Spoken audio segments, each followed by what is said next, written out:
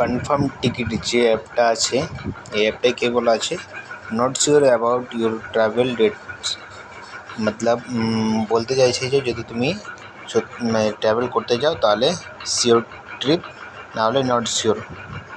এখানে কি বলতে চাইছে যদি তুমি কনফার্ম যদি টিকিট ছিল ট্রাভেল করতে চাও তাহলে তুমি শিওর চলো, মানে শিওর করো। তো এখানে বলছে যে তুমি যে টিকিটটা করবে সেই টিকিটে যদি কনফার্ম যদি না হয় তাহলে তোমাকে 3 গুণ টাকা রিটার্ন করে দেবে। এরকমই লেখা ছিল, যেটা দেখে আমি ভুল করেছিলাম।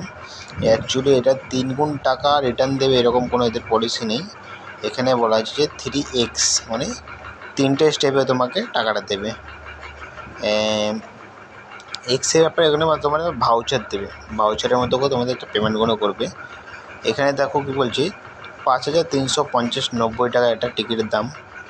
আমি একটা তোমাদের দেখানোর জন্য জাস্ট এটা করছি।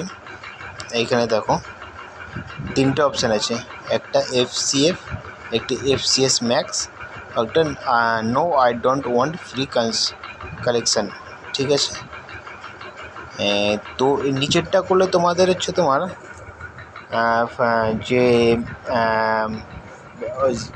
যেটা তোমার অরিজিনাল টিকিটের টাকা সেই টাকাটা কাটবে, আর বাকি উপর দুটোর মধ্যে করতে তোমার যে এক্সট্রা যে ওদের চার্জ থাকে সেই চার্জটা মারবে। আর এটার সঙ্গে করলে যে FCX ম্যাক্স এটা করলে তোমাদের এক্সট্রা 329 টাকা বেশি চার্জ কাটবে, ঠিক আছে। তো এই দুটো অপশান যদি করো তাহলে তোমাদের এক্সট্রা কিছু টাকা কাটবে, সেটা তোমাদের দেখাচ্ছি আমি কত টাকা কাটবে।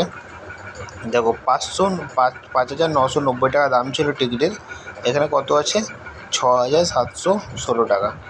তো কোথায় কোথায় কত টাকা কেটেছে সেটাও দেখাচ্ছে তোমাদের। দেখো 5,390 টাকা আসল টিকিটের দাম, IRCTC GST কাটছে তোমার 35 টাকা, 29 টাকা এজেন্ট চার্জ কাটছে, আর যে 1,319 টাকা এক্সট্রা টাকাটা এটা এই এজেন্টরা কাটছে, বা এই টাকাটা তোমরা রিটার্ন পাবে না।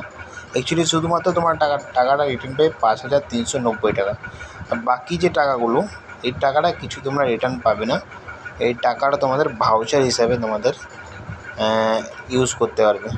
তো আমার একটাই রিকোয়েস্ট, কেউ তোমরা এই অ্যাপটা ইউজ করবে না।